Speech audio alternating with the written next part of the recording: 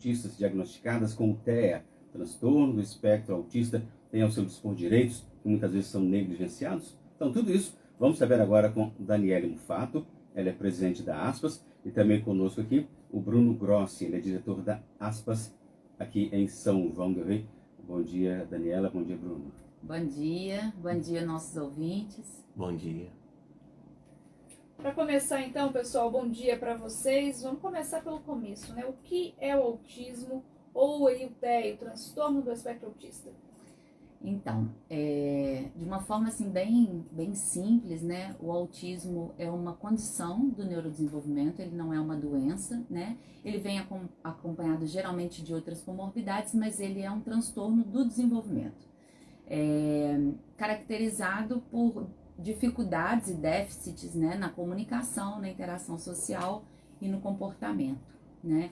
Isso influencia diretamente na forma como esse indivíduo vê, percebe e sente o mundo.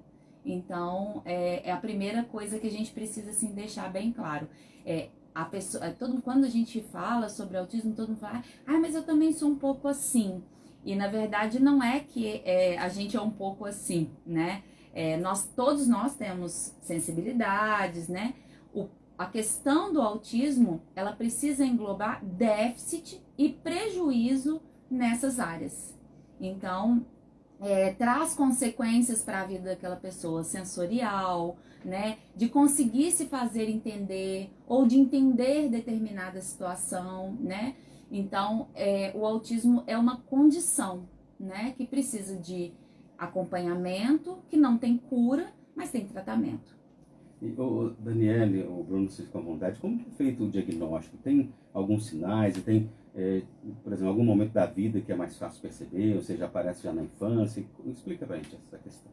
Então, isso é até legal, porque geralmente quando a gente consegue identificar visualmente, né, em cima dos trejeitos, ou então de algum déficit motor, intelectual, e aí você consegue visualizar que aquele indivíduo tem alguma coisa que foge do padrão ali, do dito normal, né?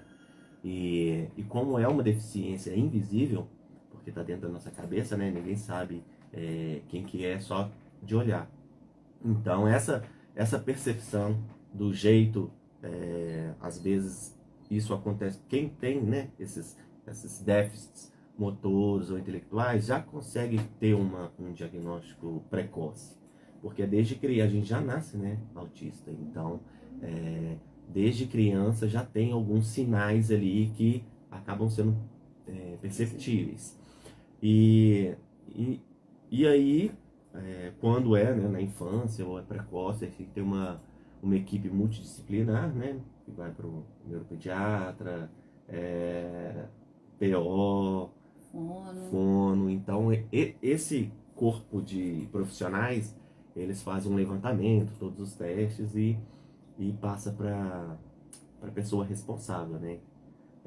Já na pessoa adulta, às vezes até com nível 1 de suporte, que é o nosso caso, assim, às vezes é muito difícil de visualizar, né, essas deficiências que a gente tem durante a vida, durante todo esse processo social nosso, e aí só depois que desencadeia algo mais forte que leva a gente a procurar os profissionais, para ver o que tem que nunca dá certo, a gente nunca tá bem em tudo. Aí a gente cai num neuropsicólogo que faz todos os testes e todos os trâmites de Investigação diagnóstica. De investigação, aí dá o diagnóstico, né? E a gente vai para um psiquiatra, aí o psiquiatra vê também, e aí ele faz o laudo para que a gente tenha um documento legal, né? Uma pergunta para complementar essa sua fala, Bruno. Existem vários tipos ou graus de autismo? Como é isso?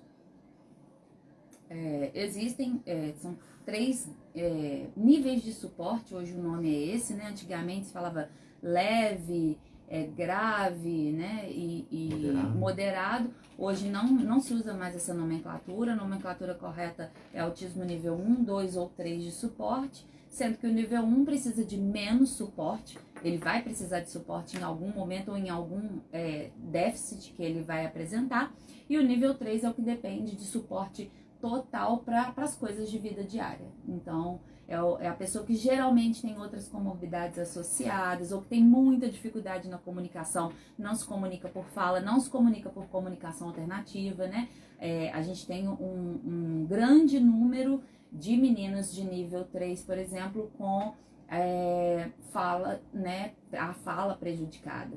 É preciso trabalhar. Uma das características da infância que normalmente as famílias percebem é a ausência da fala quando chega ali num ano e meio, 2 anos de idade. Então, assim, é um dos primeiros sinais que as famílias começam a observar, sabe? Geralmente eles procuram ajuda porque o menino não fala, né? Mas aí vem, mas meu marido também não falava, não sei quem também não falava. E aí quando você vai ver, tem um déficit na comunicação enorme e já um atraso no desenvolvimento. Então, por isso é tão importante o diagnóstico precoce, porque a gente faz com que esse menino, né, comece a ter o seu desenvolvimento pareado com os meninos da idade. Então, quanto mais cedo, né, tem a plasticidade neural, que faz com que esse menino tenha possibilidades de desenvolvimento muito bons. Então, é por isso que é tão importante o diagnóstico precoce. Não que depois a gente não faça a mesma plasticidade neural, mas aí é uma plasticidade com menos... porque ali na infância, né, ela tem uma força muito grande, essa plasticidade. Então, ela precisa fortalecer esses neurônios para que quando aconteça a poda neural, esses neurônios estejam fortalecidos e ele não perca habilidades. Então, assim, é importante que o diagnóstico seja feito de forma precoce e que esse menino, mesmo que não tenha um diagnóstico, mas se ele tem atraso no desenvolvimento, se ele tem falha na comunicação, que ele seja estimulado a partir do momento visualizado, não importa o diagnóstico, mas o que precisa fazer é entrar com tratamento. E nisso até já falou sobre cura, sobre tratamento, e já falou um pouquinho também sobre tratamento. Como que ele é feito? Você pode repetir? Sim.